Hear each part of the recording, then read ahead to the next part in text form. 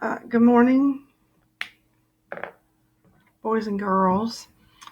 Today you're going to do a subtracting Google slide for me, but I'm going to kind of show you what is required, and then of course I'm going to do one example with you. If you look, each one of these lines has one subtracting problem.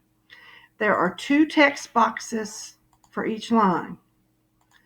So what it's asking you to do is once you have the common denominator fractions, it's asking you to type it here, and then it's asking you to type your answer in simplest form here. So I'm going to do the third line with you. It says 8/9 minus 2/3. And on your paper, you have it written vertically, just like this. And one thing you know you need is common denominators to add or subtract fractions. Well, in this problem, we don't have common denominators. So what do we use? What's our strategy? To find a common denominator, we use our LCD. And that L tells us what to do once we finish in the L. And what goes in the L? Our denominators, 9 and 3, and keep them in the same order. Okay?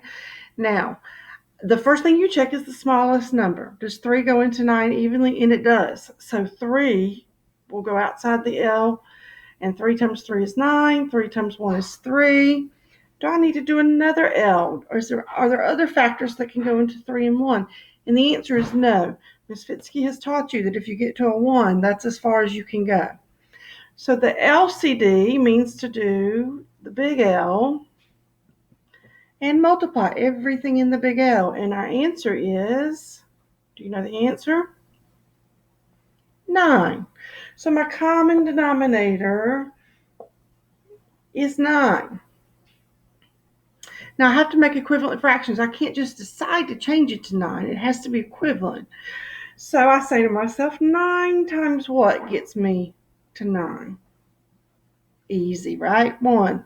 So what do we do to the denominator? We do to the numerator. And 8 times 1 is 8.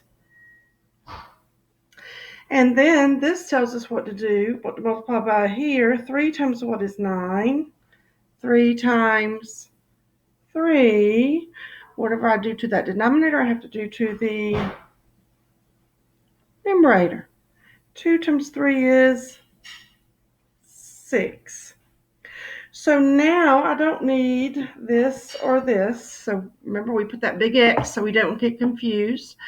And so now we have the problem 8/9 take away 6/9, which is denominator doesn't change. We worked really hard to get that denominator the same.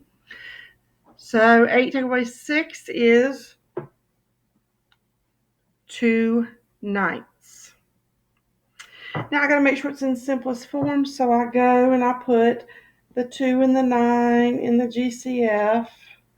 I look at the smaller number. Does 2 go into 9 evenly? No. Is there anything else that goes into 2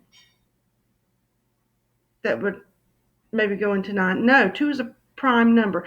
It's the only even prime. So if 2 doesn't go into 9, there's nothing else that will go into either one of those. So 2/9 is simplest form. So now the middle box here, if you look at on the screen, I'm going to delete where it says text goes here, and then I'm going to go and change I'm going to change that so it's pretty big and bold.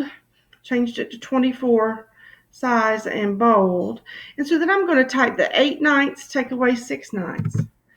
8/9 take away 6/9. And then I'm going to click here and change it. I'm going to erase that text.